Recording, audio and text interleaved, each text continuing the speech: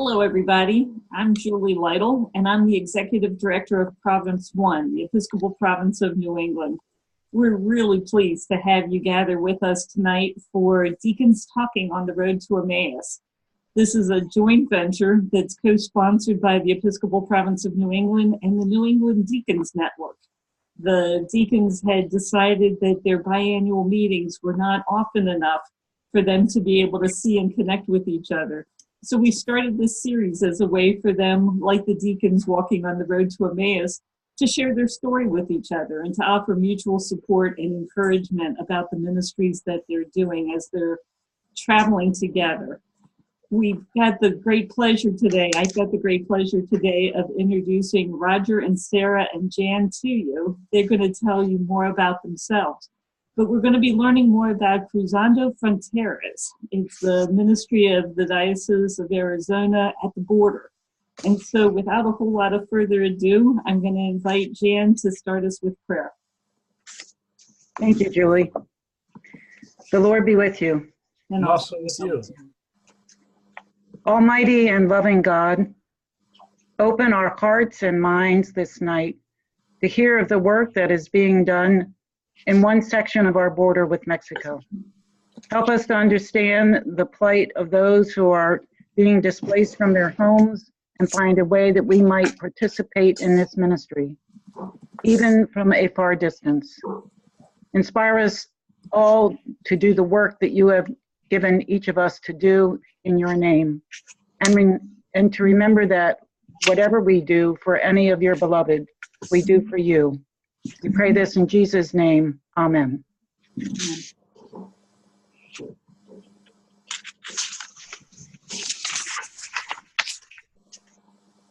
So, hello everybody. I'm Jan Grinnell. I am Archdeacon of the Diocese of Rhode Island. And joining me tonight are Rodger and Sarah, and I'll ask each of them to introduce themselves. Rodger?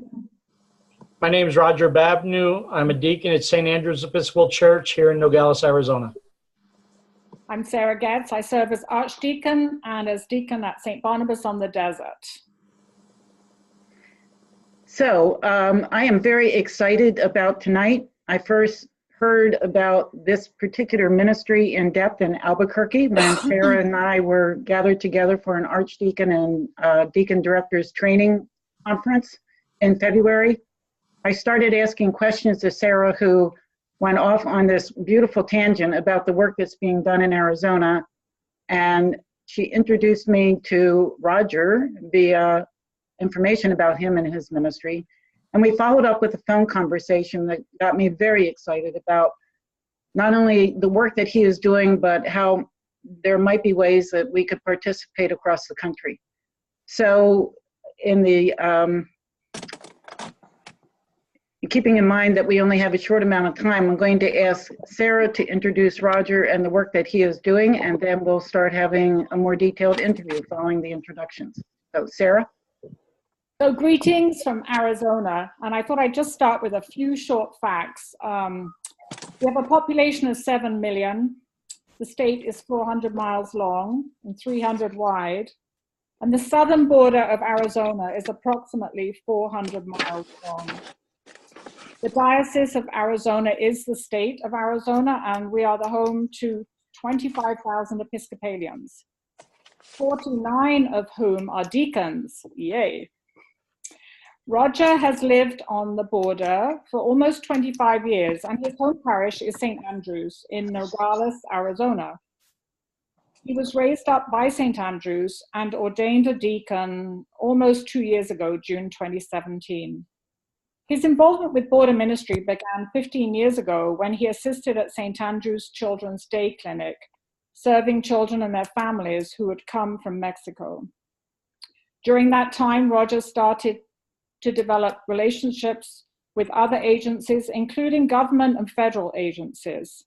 And 6 years ago, he began translating and assisting unaccompanied children housed in Border Patrol facilities, making phone calls to their families. Since August last year, Rodger has been crossing the border almost daily to assist and support migrant families seeking asylum. As convener for Cruzando Fronteras, Rodger works with many community organizations, including the Kino Border Initiative, Grupo Berta, and the IN Project. It is my pleasure to introduce Deacon Rodger. So Rodger, I would like to begin the conversation by asking you to give us some clarification on a lot of terminology that is used around the country these days in both the news and conversations amongst ourselves. Could you clarify some of the terms that we hear, such as those who are seeking asylum, illegals, undocumented people, etc.? Because I think before we get into a deeper conversation, it's good for us to know how these terms are to be used correctly. Okay, an undocumented person is a person who's entered the country by other means than a port of entry. In other words, they've crossed the border illegally and undetected. Most live with other family members. There's no documentation of them being here in this country. The people that we work with and the people that have been crossing the border by other means of late, for the most part, are documented. Even when they cross the border by other means illegally, they surrender themselves to Border Patrol. At that time, they're processed for a credible threat interview. But one of the biggest problems is the first strike against them is at their first asylum hearing court. And the reason I say this is they've already been charged with a felony for entering the country illegally. A majority of the people that I work with are staying in our shelters. At this moment, there are 743 people in Nogales, Sonora, in shelters. We assist with meals. We assist with medical. We assist with their everyday needs. These are people who are waiting their turn, have a number, go for their interview, and are either detained in other facilities or allowed to go through into their final destination. Most times it's with a family member or a friend. That is one of the prerequisites is that they have a final destination. After they've gone through their interview, they spend about 24 to 48 hours in custody of CBP, which is Customs Border Protection, and then are transferred to different shelters within the United States, mostly within Arizona, Texas, and that's where they spend their final few days before they get to their final destination. It's their prepping, getting a hold of the family, getting their bus tickets, and working towards their final destination for their first hearing. For us, we work for the most part, 95% is in Mexico, helping them get papers together, making sure they're all safe and secure.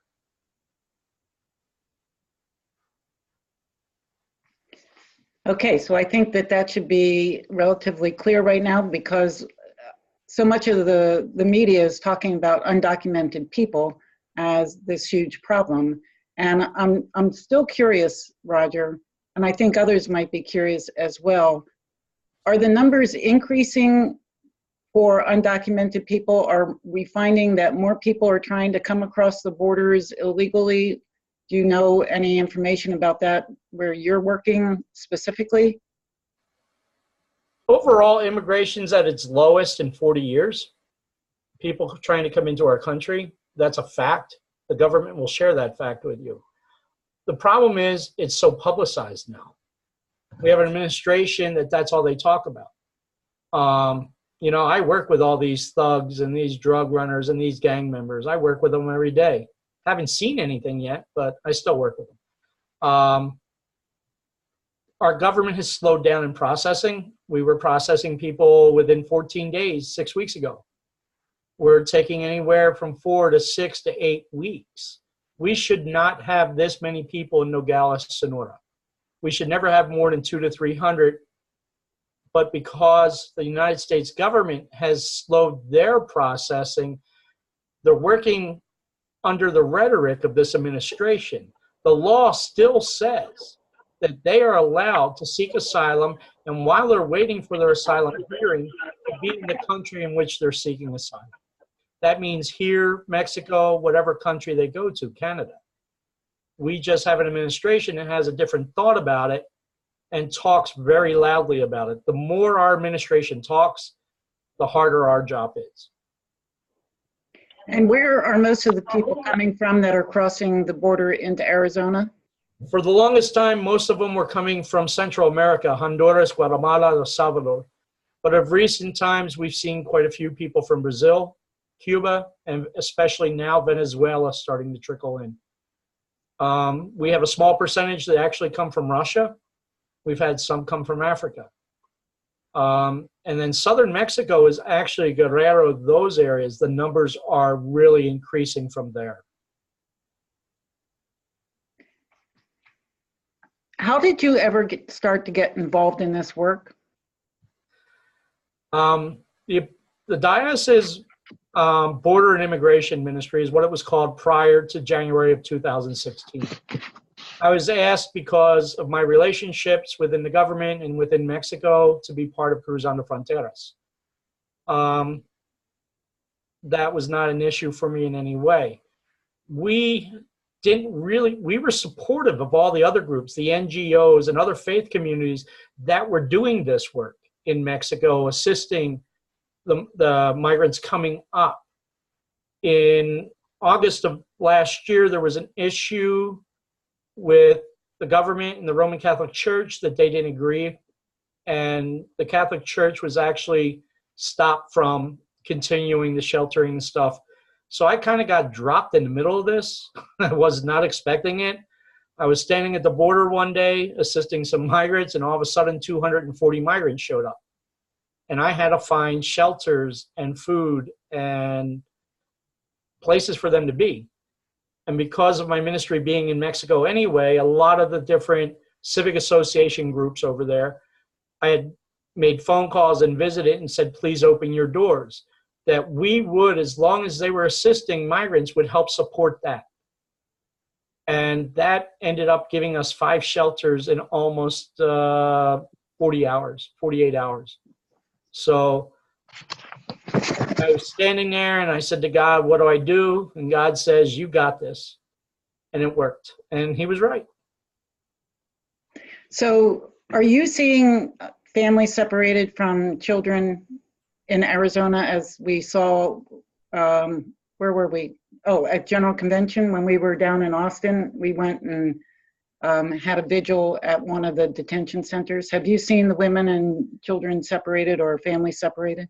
Not when they cross the border legally by port of entry and follow the asylum rules. That doesn't happen anymore for most cases. And the reason was the American public spoke up. This was happening, all this stuff that's been happening down here has been happening for more than 20 years. It wasn't until that moment when they talked about the separation of children from their families that this became an American issue, not just a border issue. Separation now, and it's terrible the way it happens, is if a child is 17 years old, 11 months and 2 weeks, and they're crossing the border, Customs Border Protection will detain that family for 2 weeks till that child turns 18 and then becomes a legal adult, and then is separated from the family. The family is allowed to go on to their destination, but that child cannot. It's one of the largest issues we have right now. We're trying to find a way to make the family go together. The government says this person's an adult. When families show up at the shelter, some of their children are 22 years old. We have a 17-year-old who's going to be 18 in June. If this wait continues that they have for 4 to 6 weeks, it's going to be very close to him being detained till his 18th birthday. So working with the American government, we're trying to find a way to make the process, especially for families, go a little smoother and a little faster. But they're kind of dragging their heels because it's a wait and see type thing right now. Well, let's see what they're going to say next week, or let's see what they're going to say the following week. Our biggest fear is a lot of young people, 17 to 23 years old, that are here with their mother, their brother, sister, their families. And that's how they're separated once they become a legal adult in both Mexico and the United States. That's the separation I've seen. When And that separation when that separation happens though, and that person becomes an adult, then they should be under the same constraints of needing a place to go and having paperwork, etc. Would they have that paperwork because they were a child, and why would they have that paperwork? And therefore, do they end up going back right away?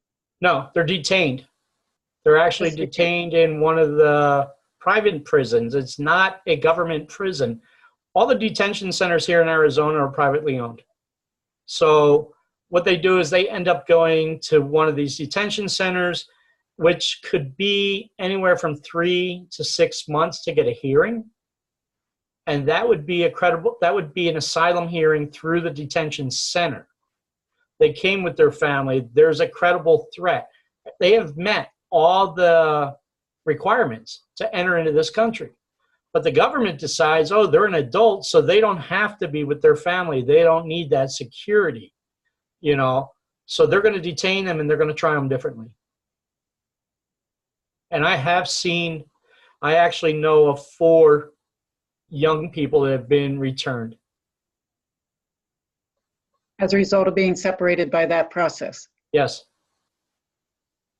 How is it that those who aren't separate, those who are able to stay, how do they get reunited with their families? Or do they? Okay, so when they come, I'm sorry, I assume the family has moved on and the 18-year-old now is in detention and the family is moving on. How do they reconnect? Some never do. Some, if they are, for an example, we have a young woman, she's 23 years old, she's from Venezuela. She's been in detention in Eloy since December of last year. I went to court for her credible threat hearing and she got it. But then they made her asylum hearing for June 10th of this year. But they said they're going to hold her until that hearing, even though she has a place to go and she has family in the United States.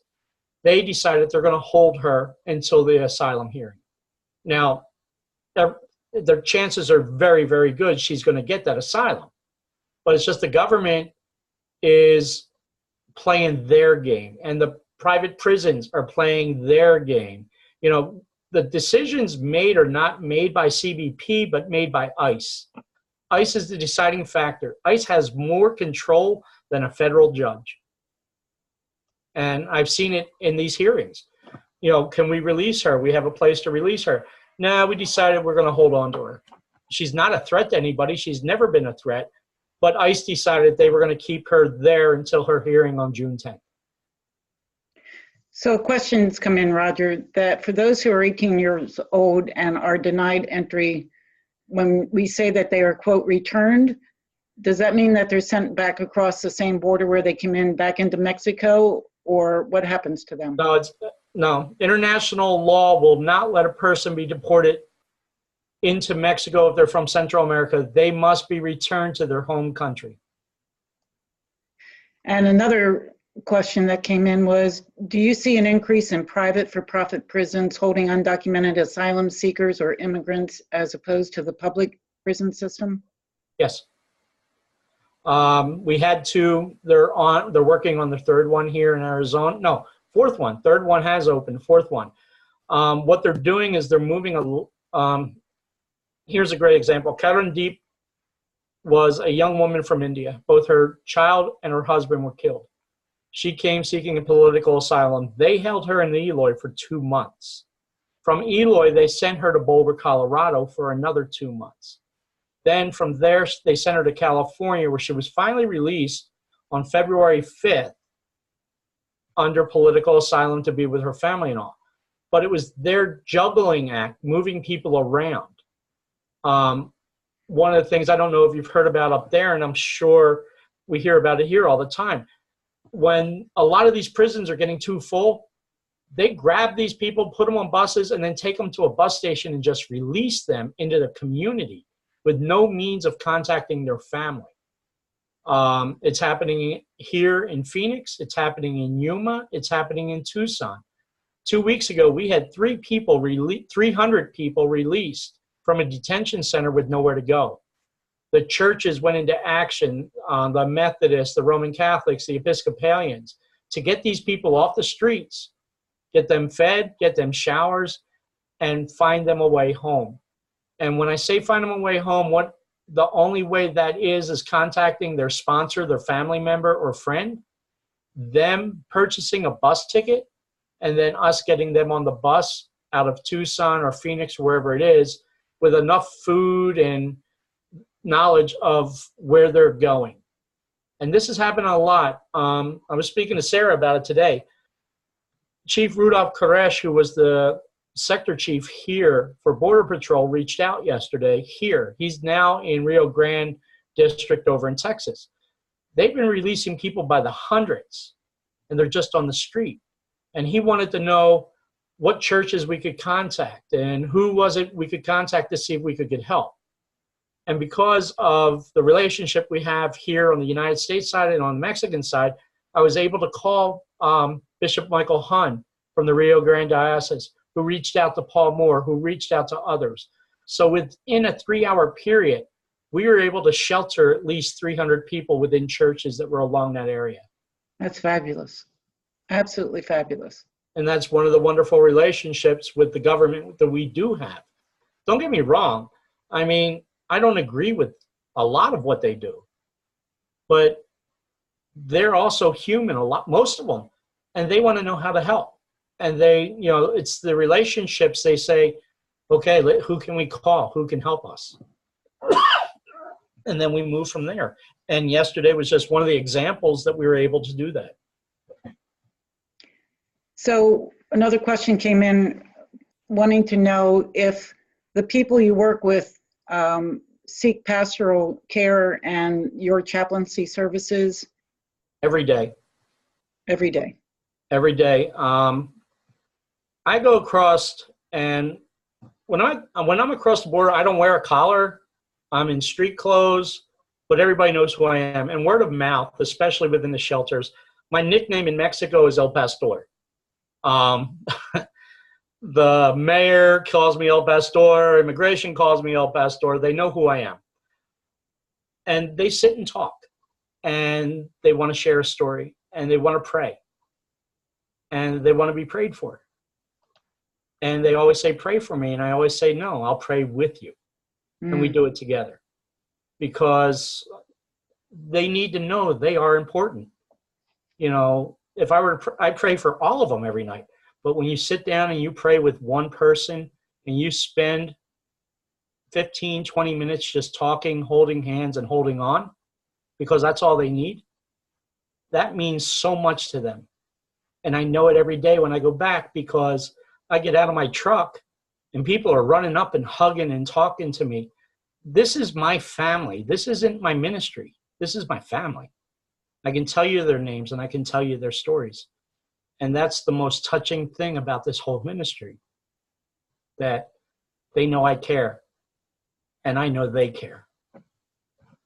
So here's the $1 million question. You're talking to mostly a group of deacons, or at least people who care about this topic. And the immediate reaction is, what can we do? Should we get on a plane, fly down? No.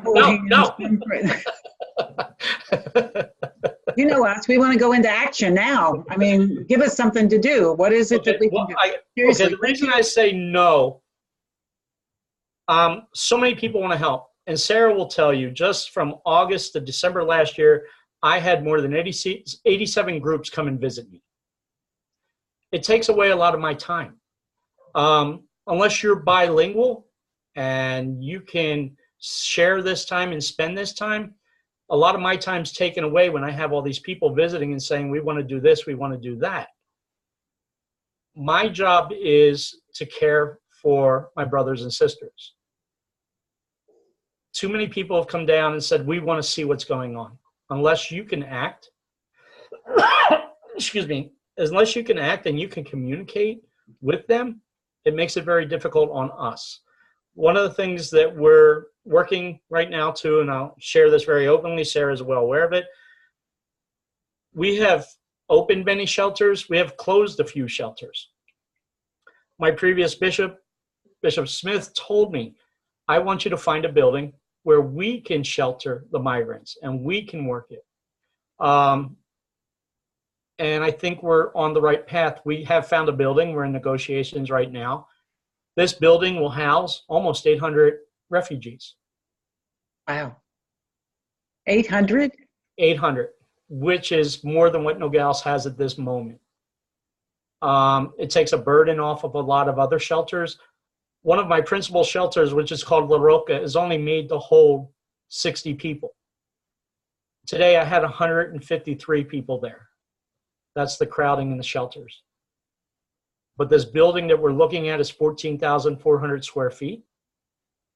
It has area for a chapel, a medical clinic, the ability to house and feed all these people. But that's going to take funding. And it's going to take a lot of funding.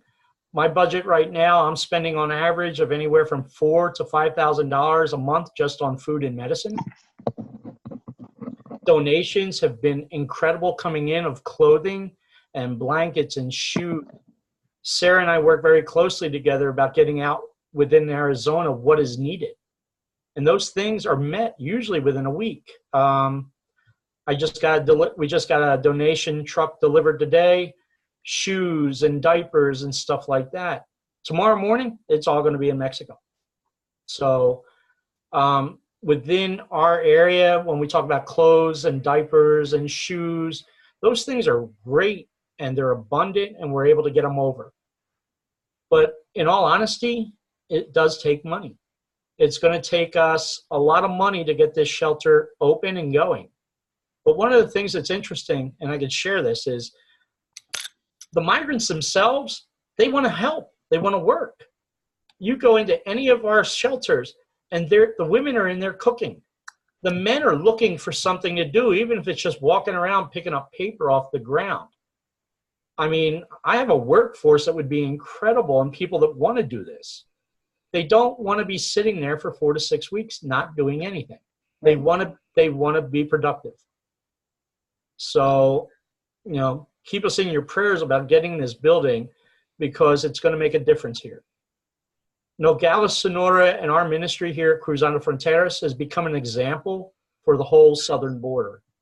Because you look at Tijuana, you look at Laredo, you look at Brownsville, Negros Pietra, they don't have these shelters. People are sleeping on the streets and under tarps. We have become the example that the Mexican government and the United States government have asked our help in how do we develop these relationships with each other. And the Episcopal Church has become the forefront and talked about for relationships, especially within the United States government. Rodger, Sarah here. Would you share a little bit about the Episcopal Church in Western Mexico and Bishop Gomez and partnering? Bishop Ricardo Gomez is now the new Bishop of Western Mexico. He was consecrated 10 months ago. He and I have become very, very good friends. He's been here 3 times now. There's been a strained relationship with Mexico for many, many years, but now it's coming back together. Bishop Gomez was with us a couple weeks ago at the consecration of our new bishop with Bishop Michael Carey. And Michael Carey loved the idea that we're building this relationship and this growth with us.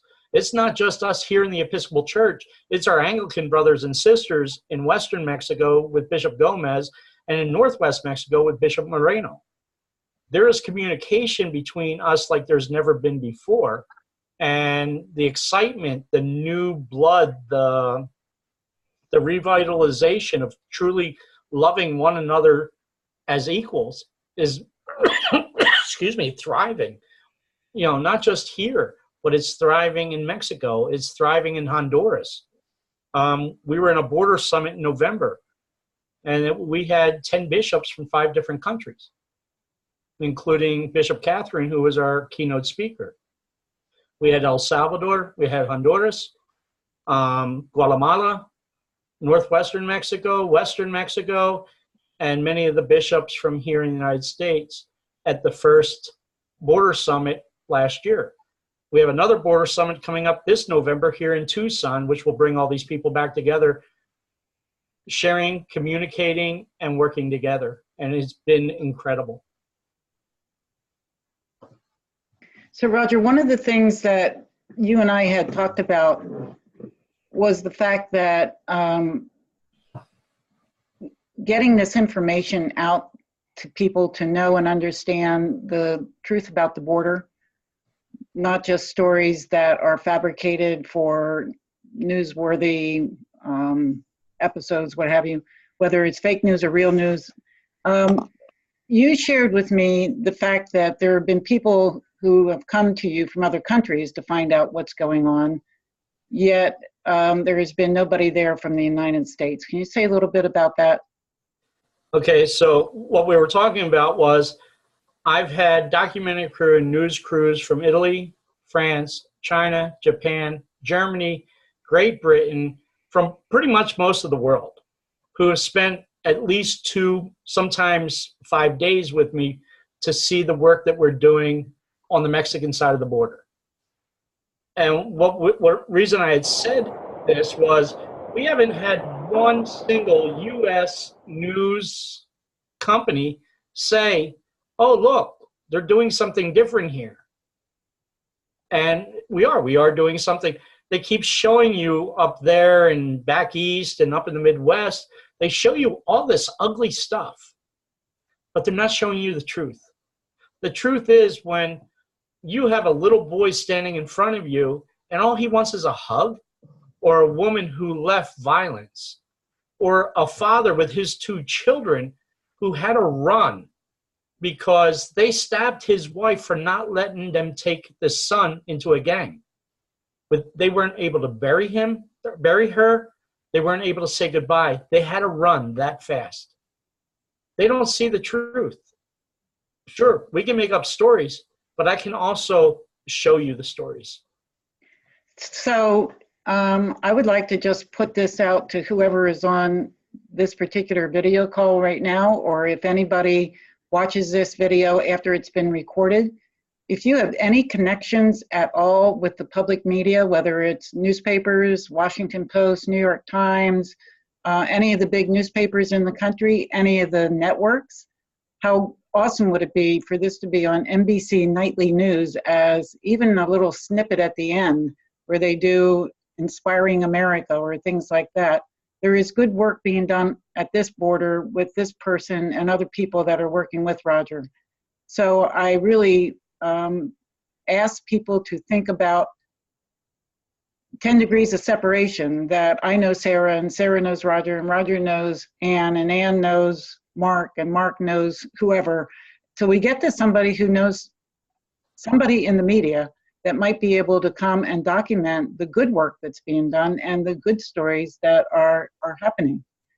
So I'm going to pray specifically about that, Rodger. So I think that there should be some news media showing up within, let's say, 6 months. We're going to get you documented. Okay, there is a link that's been put on the chat group for people where you can go to make donations. If anybody wants to start trying to do a collection in their diocese, or certainly to get more information about the program that is going on. There's also a link to a Facebook page. Julie, could you bring that up for people to see the Facebook page that is supporting this effort? Rodger, you want to talk a little bit about this, what we're looking at? The pictures you're looking at right now, this is actually yesterday. This is La Roca. As you can see to the right in the back corner, that's the border. That's the fortified fence. On the other side of that fence are 5 rows of Constantine wire. This shelter, you can see the steps going up. It's a hike to get up there, but this is our medical crew. This is Kathleen O'Leary. She's our clinical director. She's our nurse who has done amazing work with us. And the reason we really talk about this is because Most of these people are coming thousands of miles from a tropical climate. They reach here in Nogales. We're at 4,000 feet in altitude. We're the dry, high desert, and everybody's sick.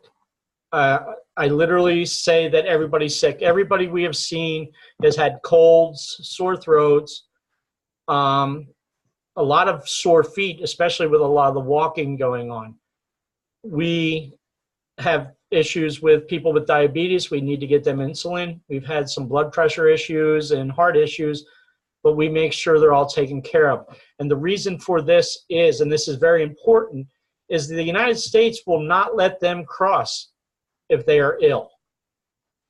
What we've found recently, just as the last couple of days, that chickenpox is becoming a little bit prominent here in Nogales, and it actually reached into the United States, where over at the Border Patrol station, which is close to here, they have separated the people. They are in quarantine because of this. We do not vaccinate. We're not permitted to vaccinate because we're working in a foreign country. What we do is over-the-counter cold, flu medicines. We can do antibiotics.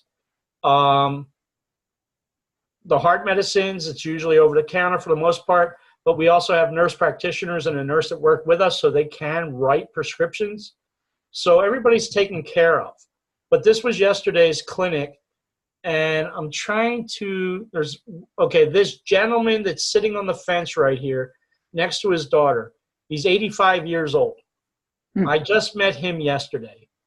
He has a problem with his blood pressure. He has a problem with his kidneys. He was having problems throughout this travel. And the box you see on the bench is only one of 5 is there, and then the truck behind it, we have other medical boxes there. So we're able to go in and say, okay, this we can do. If we can't do something or it's something beyond what we can do, we do work closely with Cruz Roja, which is the Red Cross in Mexico.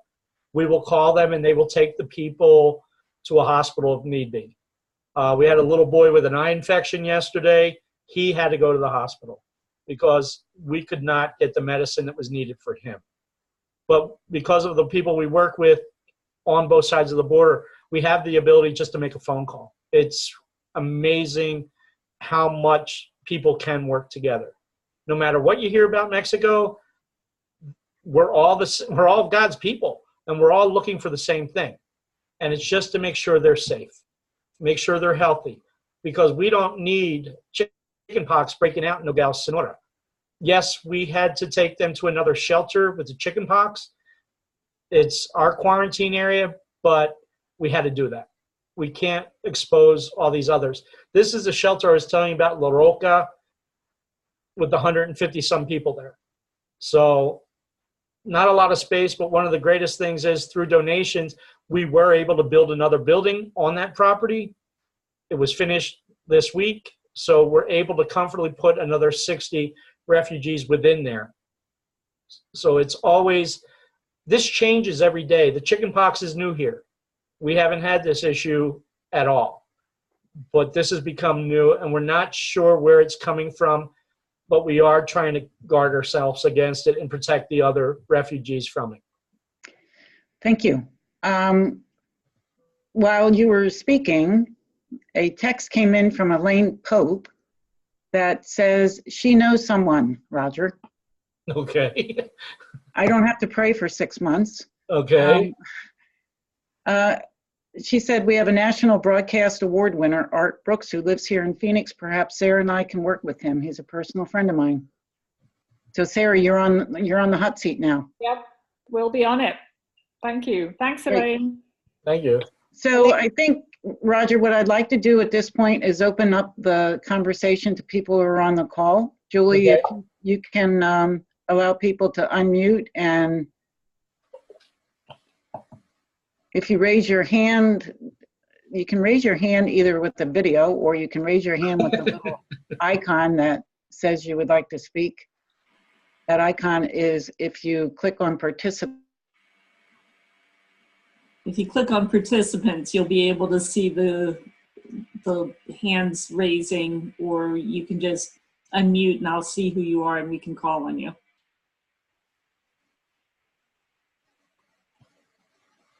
Can people open up their video? Anyone who would like to come online, please turn your screens on and unmute so you can talk with us.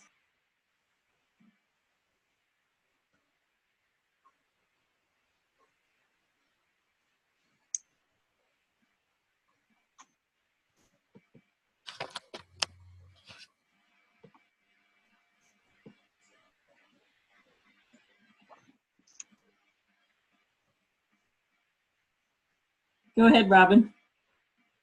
So Rodger, in terms of, I know that you were talking about that it's more money, supplies, kinds of things, but in terms of a team or some sort of administration or organization that people could help with, what is it that you really need in terms of manpower? What would make your job easier? Bilingual people, in all honesty. We've had a few issues. Okay, I've lived here almost 25 years. I know people on both sides of the border. I've lived on both sides of the border. When you come, we just want you to work pastorally, sometimes translating, things like that. For us, it really is a lot of bilingual people. When we get a building, it'll be a lot of hands-on.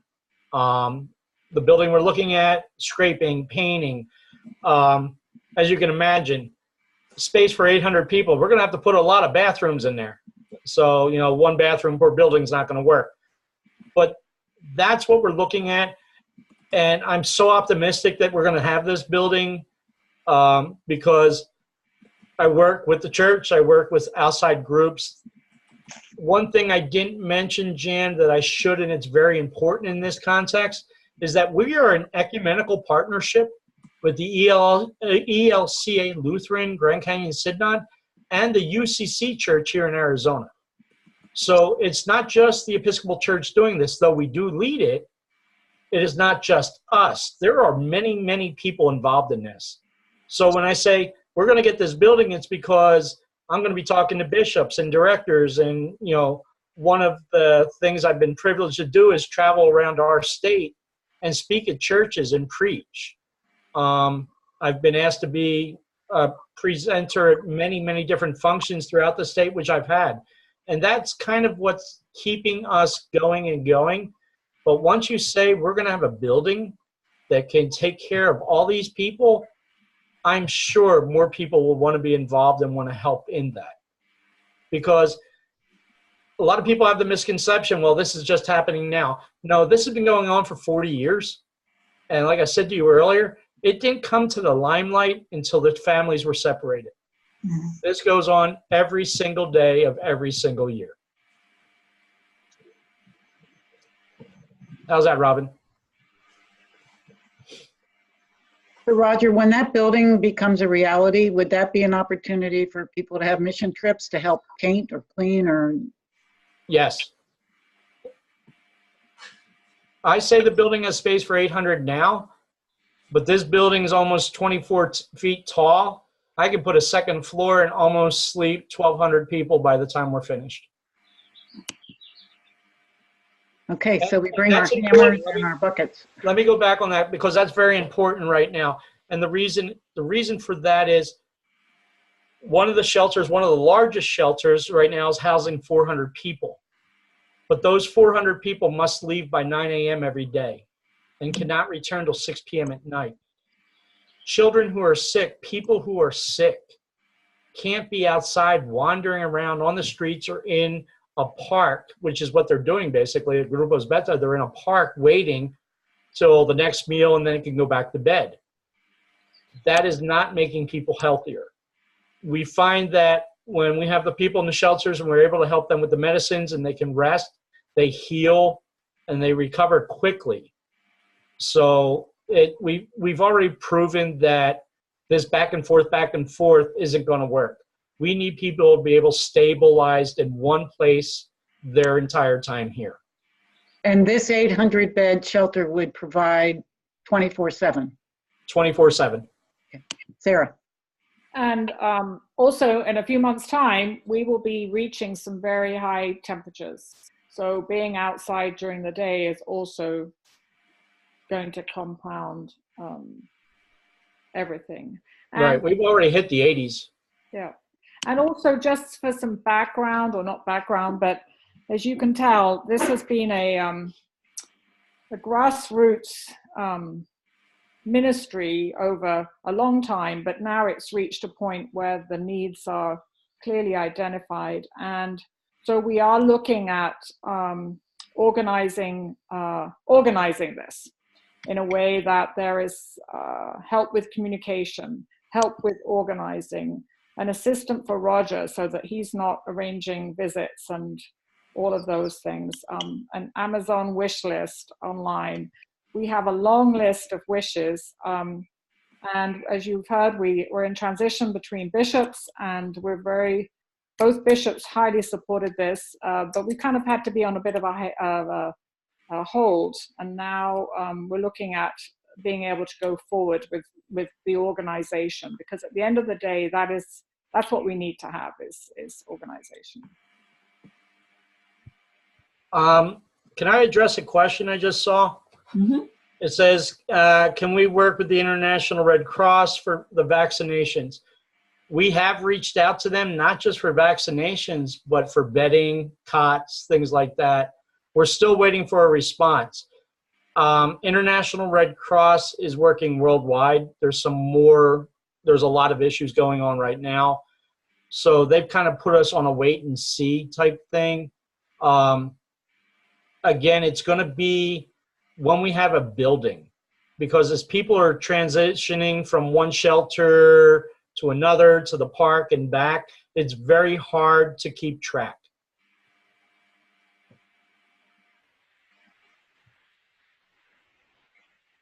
Okay, Julie, I think that we're probably coming to the end, but before I leave, or we leave, I would like to just do a small advertisement at an appropriate time. Go for it.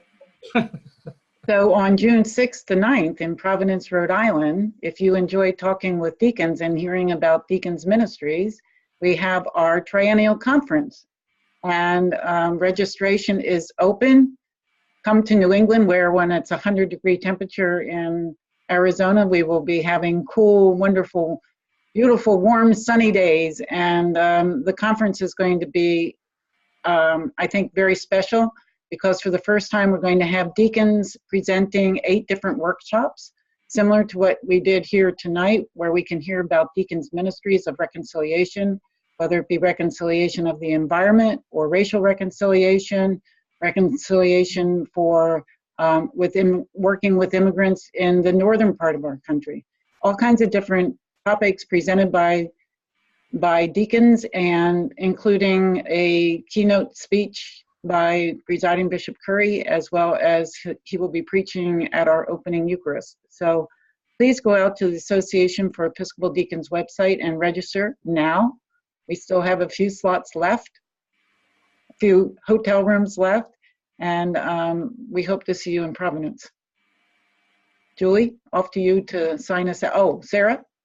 I just want to thank Julie and Jan for coordinating this, and for Rodger being available when he might well have been trying to cross the border one way or the other. And I'm not sure how you want to end, Julie, but I have a prayer I can close us out with when you finish with your piece. Sure. I just want to thank Jan for all of her help over the past few years in helping the Deacons Talking on the Road to Emmaus program to continue to grow and flourish. We started a couple of times during an academic year. The first year we offered it, and it was all New England based. And we've now spread so that we have participants like tonight from across the country, as well as presenters. So Jan, thank you for continuing to promote this effort. Rodger and Sarah, we're very grateful for the work that you're doing and for your willingness to share your story with us. Deacons Talking is a program that happens on the third Thursday of every month between September and May. We will not be having one in June this year because of having the triennial gathering. So look forward to coming back with us for the next 2 months. All of the programs are recorded, and I've just put into the chat the link to where you can find that. Please feel free to share that link with your friends and family so that they too can learn about this important ministry and hopefully help to fund the new building and to support the efforts of this very important ministry. So Rodger and Sarah, thank you for being the hands and the feet for on the ground work that you're doing right there at the border and for helping us to have a better understanding of what really is happening instead of what we hear in the news. So thank you. Sarah, please close it, pray us out. Life is short, and we do not have much time to gladden the hearts of those who travel with us. So be swift to love, make haste to be kind, and go in peace to love and serve the Lord. Amen. Amen. Thank you for joining us, and please come back on the third Thursday next month. Blessings.